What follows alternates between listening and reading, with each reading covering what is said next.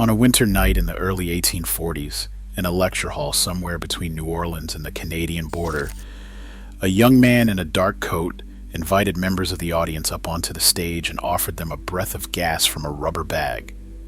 He called himself the celebrated Dr. Colt of New York, London, and Calcutta.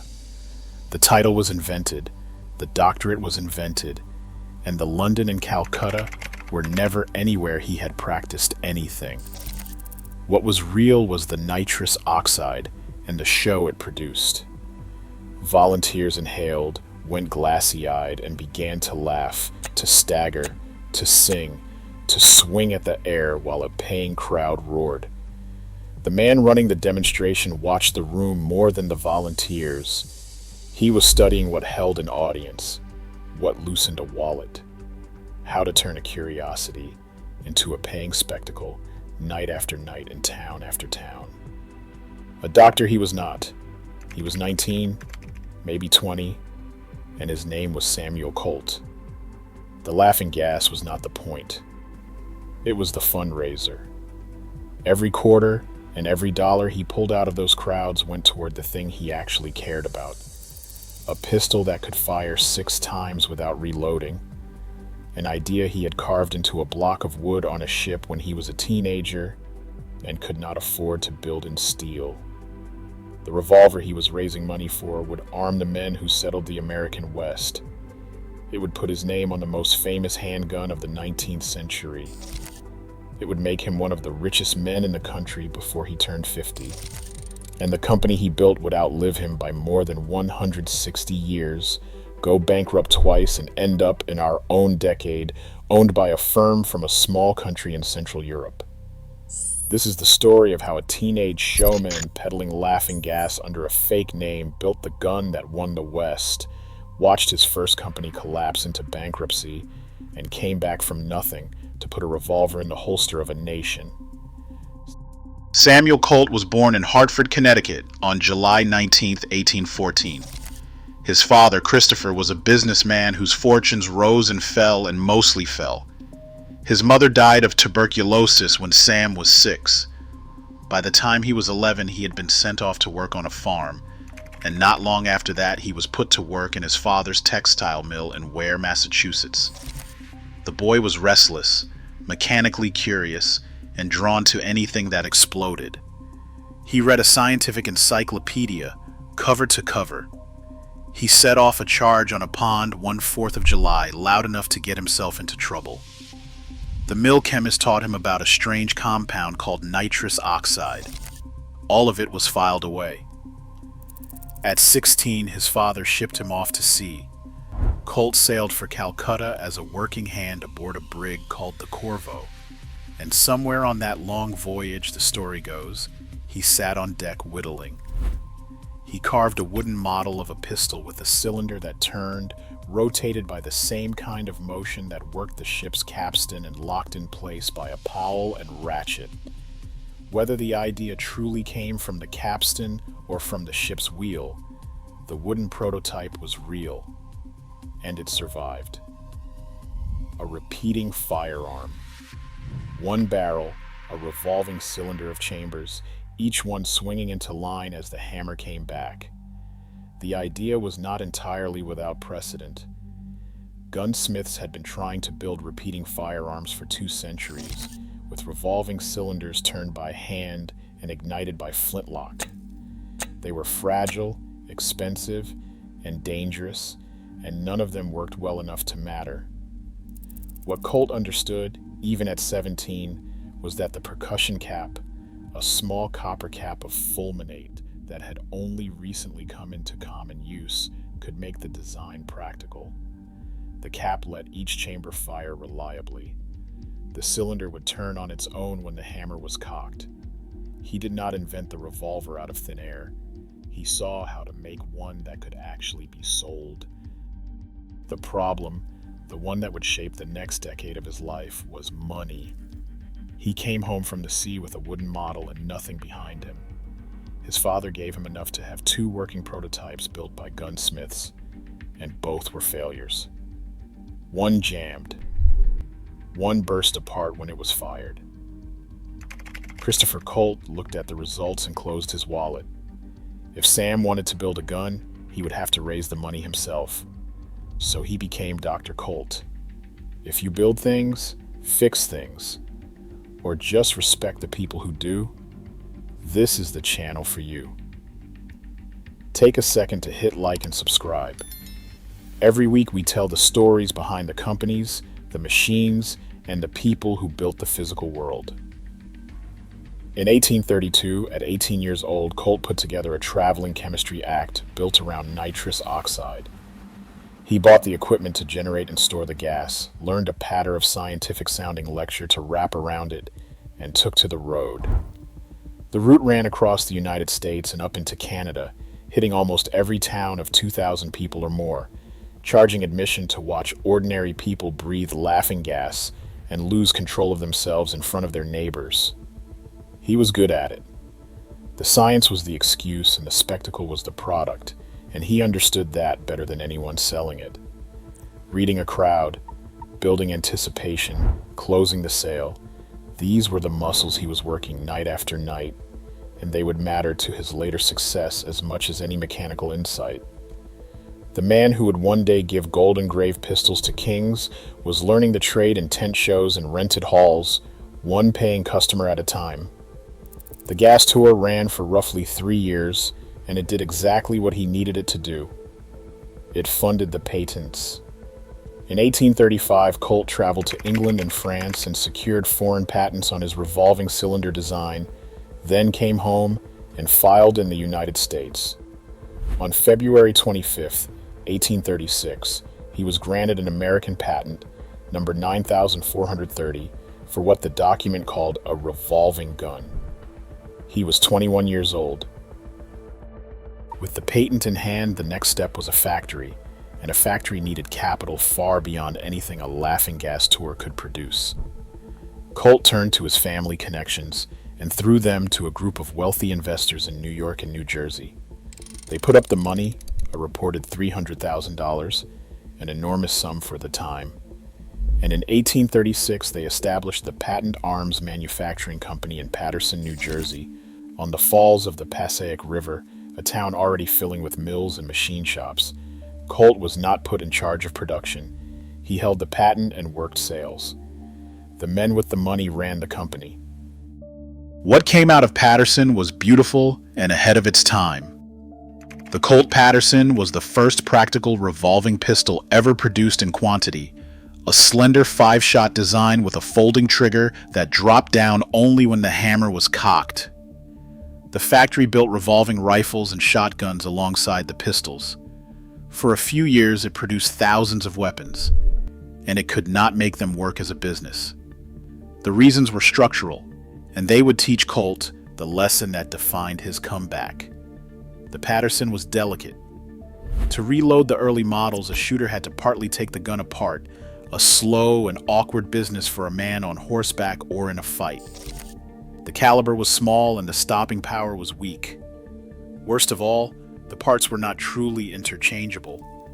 Making firearms with parts that could swap freely from one gun to the next was a new and unmastered art in the 1830s, and the Paterson works never fully got there. Each gun was, to some degree, hand-fitted.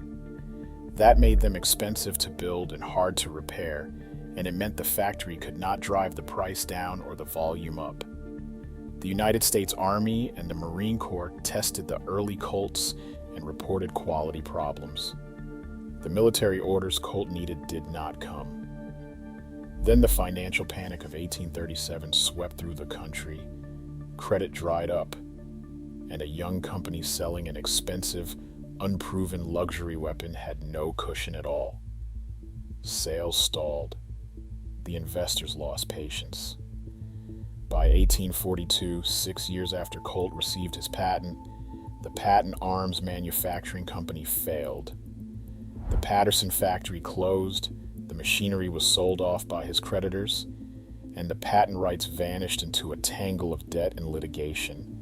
Samuel Colt was 27 years old and he was finished in the gun business. The company that bore his idea was gone. He had no factory, no machinery, and no money. For the next several years, he turned his restless mind elsewhere, to underwater electrical mines for harbor defense, which he demonstrated to the government by blowing up a moving vessel on a river in front of a crowd, and to a waterproof telegraph cable he developed with Samuel Morse. He was inventive, persuasive, and broke. The revolver looked like a closed chapter. What reopened it was a war and a Texas Ranger, and the fact that the guns Colt had failed to sell were already in exactly the right hands. The few thousand Patterson revolvers that the failed company had produced did not disappear. A number of them had made their way to the Republic of Texas, sold to its Navy and carried by its Rangers, the mounted men who patrolled a brutal frontier against Comanche war parties and Mexican forces. Out there, the Patterson's flaws mattered less than its one great virtue. A man with a 5-shot repeater, or a pair of them, could put out a volume of fire that an enemy armed with single-shot weapons simply could not match.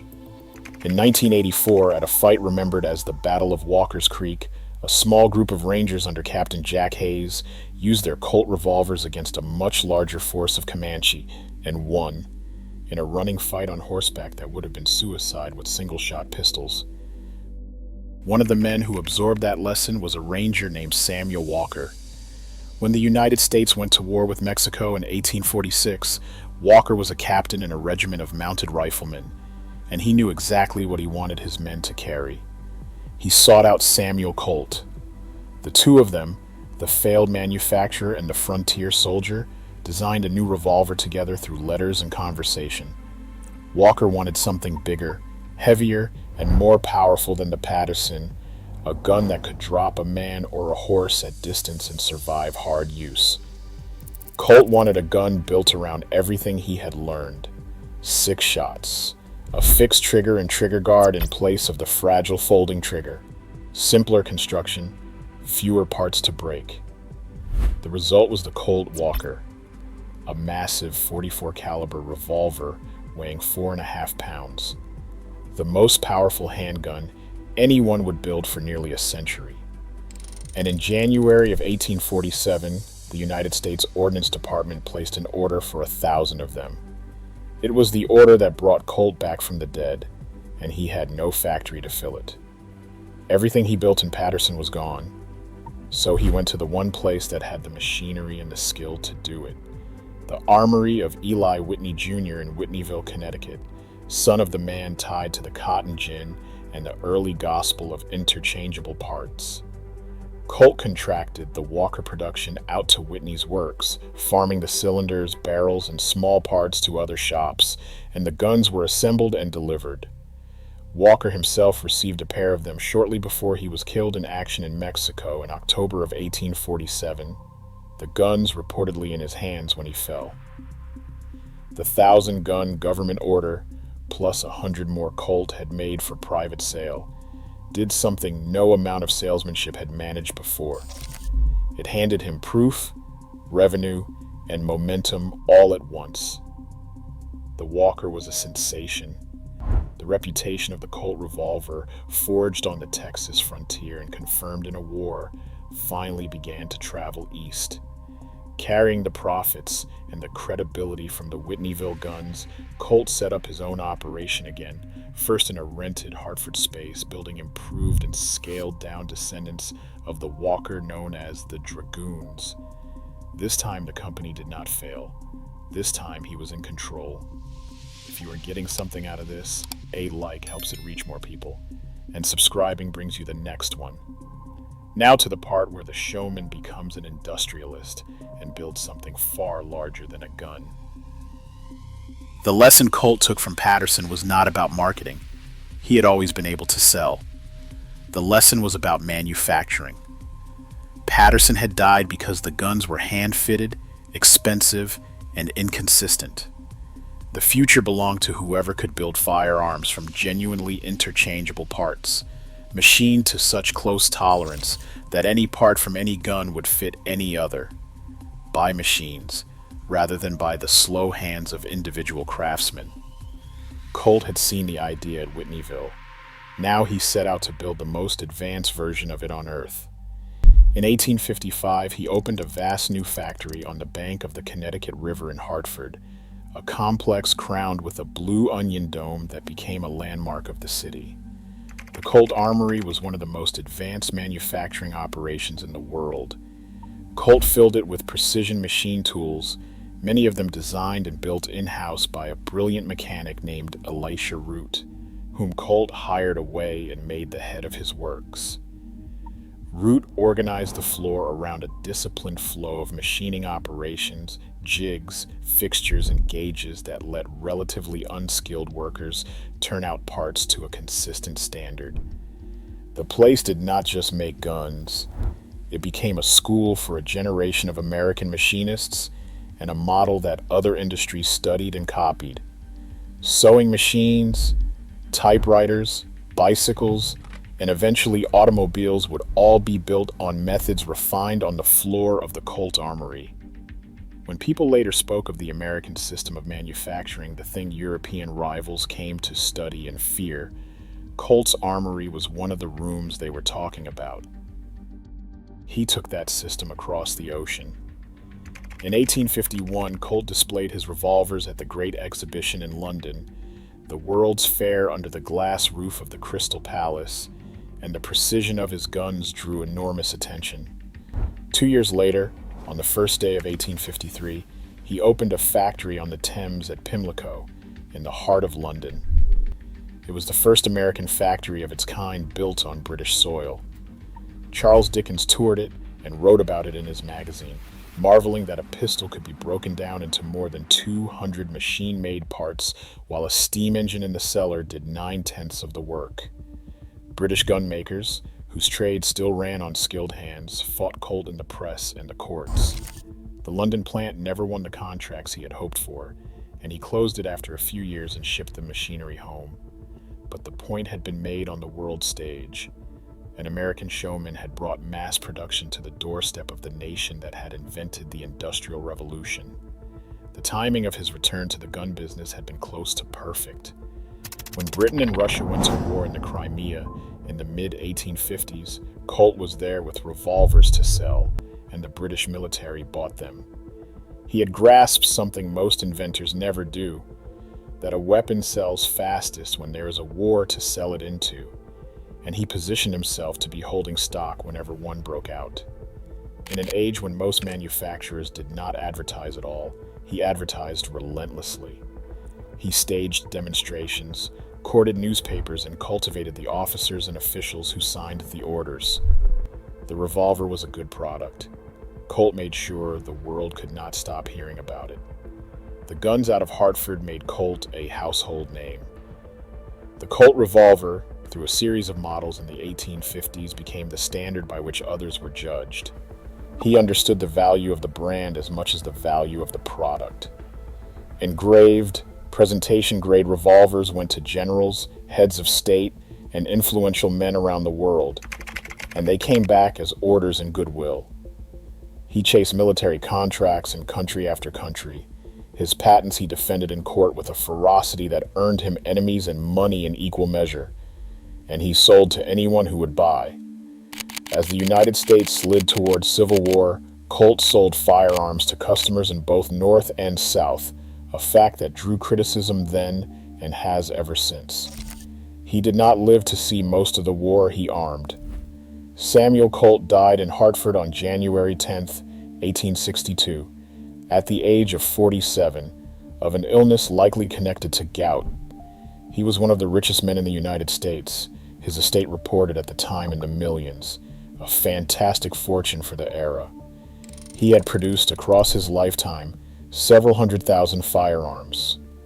The boy who had carved a pistol out of wood on a ship, who had funded his patents by selling laughing gas under a fake name, who had gone bankrupt at 27, died a tycoon with his name stamped on guns carried across the continent. The company he left behind only grew once the Civil War arrived.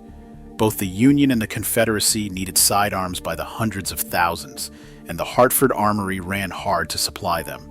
By the height of the war, the works employed around 1,500 people and turned out on the order of 150,000 firearms a year, a scale of arms manufacturing that would have been unimaginable in the hand-fitted world of the Patterson shop 2 decades earlier. The interchangeable parts system Colt had chased since Whitneyville was now feeding a continental war. His widow, Elizabeth Hart Jarvis Colt, took control of the company and held it through extraordinary trials, including a fire that burned much of the armory to the ground. She used the insurance money to rebuild on the same site. Under the family and then a string of new owners, the company entered its most legendary chapter, the one that fixed the name in the mythology of the American West. In 1873, Colt introduced the single-action Army revolver, a 6-shot 45 caliber design that picked up a string of names: the Peacemaker, the gun that won the West. The United States Army adopted it. Cavalry troopers carried it. So did lawmen, outlaws, ranchers, and gamblers. It armed both sides of the long, violent settlement of the frontier, and it became, more than any other single object, the visual symbol of that era. When a film wants to put a revolver in the hand of a cowboy, more often than not it reaches for the silhouette of the Colt single-action army. There was even a saying that grew up around it, that Abraham Lincoln freed men, but Sam Colt made them equal. The revolver cast as the great equalizer that let a small man stand against a strong one. The showman's instinct for image outlived the showman. The gun became a myth, and the myth sold guns for a century. Colt. The company spent the next 100 years as a pillar of the American arms industry. It built the revolvers of the frontier, then the sidearms and machine guns of the 20th century's wars. The most important of those came from a partnership with the greatest gun designer of the age, John Moses Browning, the Utah inventor whose designs, FN built in Belgium and Winchester built in New Haven, brought Colt the pistol that would define it for the new century. In 1911, the United States Army adopted it as the Model 1911, a 45 caliber semi-automatic that Colt manufactured by the hundreds of thousands.